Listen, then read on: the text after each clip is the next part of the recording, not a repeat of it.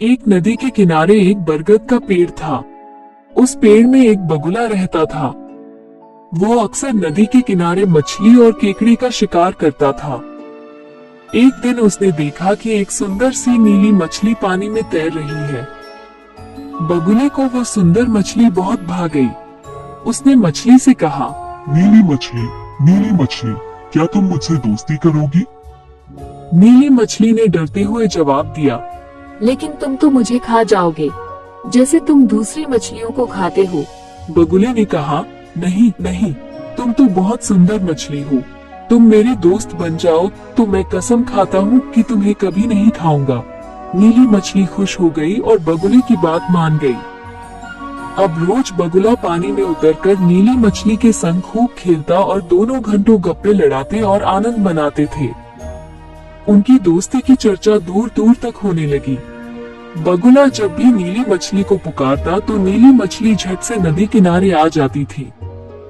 लेकिन फिर ऐसा हुआ कि एक दिन बगुले की तबीयत खराब हो गई। वो शिकार नहीं कर पा रहा था।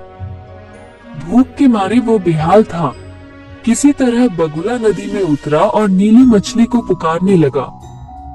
नीली मछली बगुले की पुकार सुनकर जैसे ही उसके नजदीक आई, बगुला ने झपट्टा मारकर उसे चोंच में दबाना चाहा। लेकिन नीली मछली बेहद फुर्ती के साथ बगुले की पकड़ से छूट गई और भागती हुई बोली, अब मैं कभी तुम्हारे पास नहीं आऊंगी, मेरी तुम्हारी दोस्ती खत्म। ये सुनकर बगुले को अपनी गलती का एहसास हुआ। उसने नीली मछली से माफी मांगते हुए कहा, माफ कर दो मछली रानी, मैं भूखा था इसलिए मुझसे गलती हो गई। अब मैं कभी ऐसी गलती नहीं करूँगा। तुम मेरे पास लौट आओ। लेकिन नीली मछली फिर कभी बगुले के पास नहीं आई। बगुला रोज नदी किनारे नीली मछली को पुकारता रहा। ये देखकर नदी की अन्य मछलियों ने नीली मछली से पूछा कि बार बार माफी मांगने के बाद भी तुम बगुले को क्यों माफ नहीं कर देती और दोबारा उसकी दोस्त क्यों नहीं बन जाती। तब नीली मछली ने कहा, मेरी माँ ने मुझे जिंदगी में एक बहुत जरूरी सीख दी है। वो ये कि बुरा वक्त देखकर जिसकी नीयत बदल जाए और वो अपने दोस्तों को धोखा देने लगे तो उस पर फिर कभी विश्वास नहीं करना चाहिए। बगुला ने अपनी भूख मिटाने के लिए अपनी सबसे प्यारी दोस्त को भी धोखा दे दिया, इसलिए अब कभी मुझे उस पर विश्वास नहीं होगा। तो बच्चों, इस कहानी से हमें ये सीख मिलती है कि बुरे वक्त से डरकर जो अपनी नीयत बदल डाले और दोस्तों को धोखा दे, उस पर कभी विश्वास नहीं करना चाहिए। एक जंगल में एक आम का पेड़ था। उस पेड़ पर खूब सारे पक्षी रहते थे। एक बार उस पेड़ पर रोग लग गया और उसके सारे पत्ते सूखने लगे। उसकी सारी टहनियाँ भी सूखने लगी। उस पेड़ पर कौवे का एक घोंसला था। कौवा बोला, अब ये पेड़ सूख गया है, इसके सारे पत्ते टूटकर गिर गए हैं।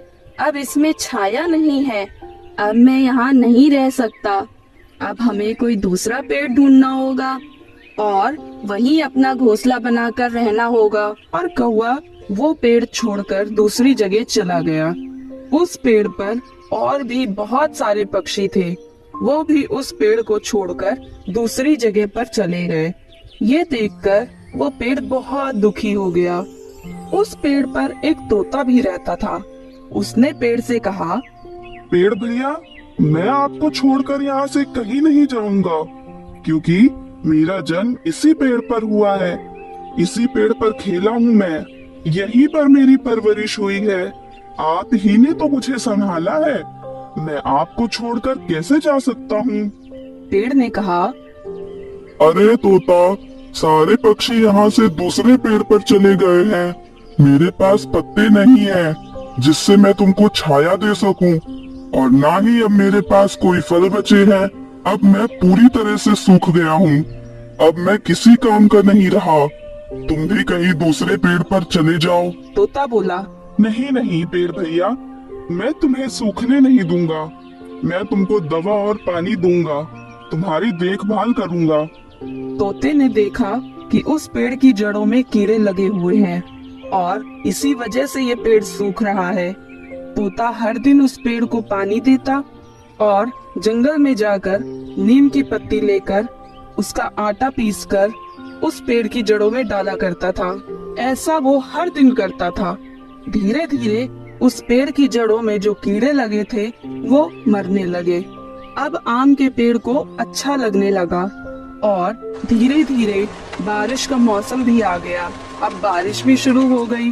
कुछ दिन बाद तोते ने देखा कि उस पेड़ पर नई नई पत्तियां आना शुरू हो गई हैं। ये देखकर वो तोता बहुत खुश हो गया और आम के पेड़ से बोला, अरे वाह पेड़ भैया, अब तो इसमें नई नई पत्तियां निकलने लगी हैं। अब तुम फिर से हरे भरे हो जाओगे। ये सुनकर पेड़ बहुत खुश हुआ। कुछ दिन के बाद वो पेड़ पहले की तरह हरा भरा हो गया। अब उसमें फल भी आने लगे थे। पेड़ बोला, तोता, ये लो मीठे मीठे फल खाओ। तुम ही मेरे सच्चे दोस्त हो। अब तुम यहाँ मेरी छांव में हमेशा के लिए रह सकते हो। तुमने मेरी बहुत सेवा की है। सुख के समय तो सभी साथी होते हैं, पर तुमने मेरा दुख में भी साथ दिया है। अच्छे दिनों में तो सभी पास आते हैं और बुरे दिनों में सब साथ छोड़कर चले जाते हैं। तुमने मेरा बुरे दिनों में भी साथ नहीं छोड़ा और मेरी सेवा करते रहे। मैं तुम्हारा ये एहसान कभी नहीं भूल पाऊंगा। तोता बोला, नहीं नहीं पेड़ भैया, मैंने आप पर कोई एहसान नहीं किया है। मैंने तो सिर्फ अपना काम किया है। तोते के इस दयालु स्वभाव को देखकर पेड़ की आंख भर आई। वो दोनों खुशी से रहने लगे। तो बच्चों, कैसे लगी आपको ये कहानी? इस कहानी से आपको क्या सीख मिलती है? इस कहानी से हमें ये सीख मिलती है कि बुरा समय सबके पास आता है और बुरे समय में हमें एक दूसरे का साथ नहीं छोड़ना चाहिए। तो बच्चों, कैसी लगी आपको ये कहानी?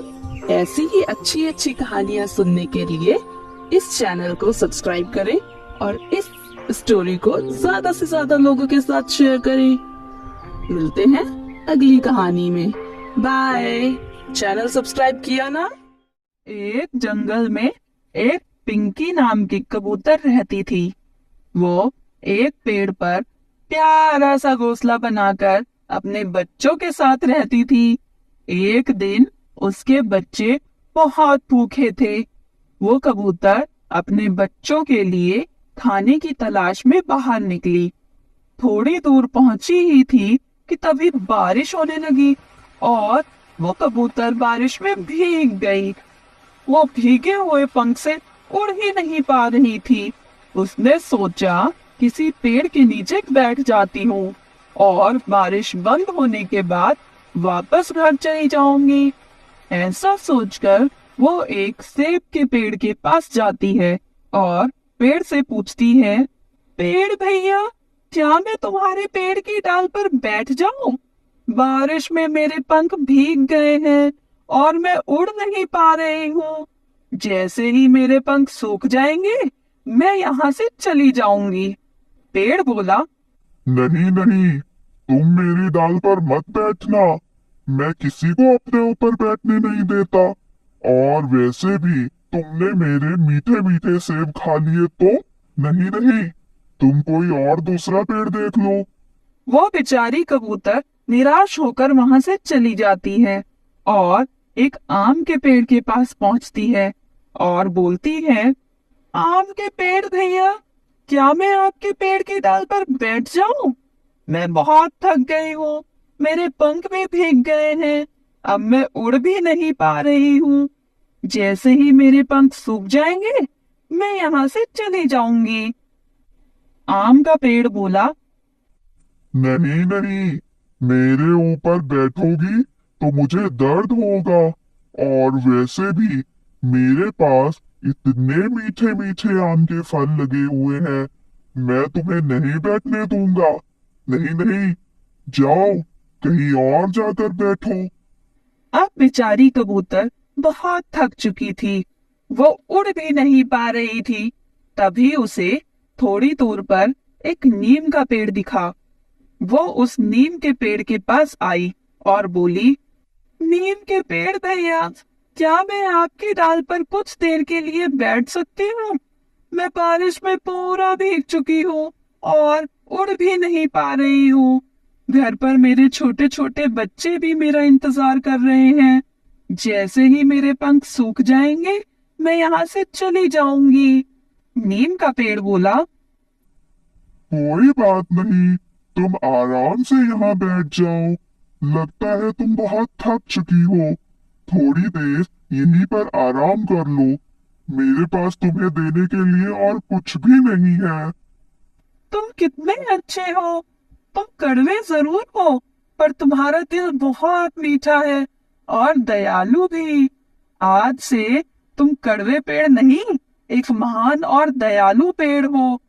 कुछ देर आराम करने के बाद कबूतर अपने घर चली जाती है। तो बच्चों, इस कहानी से हमें क्या सीख मिलती है?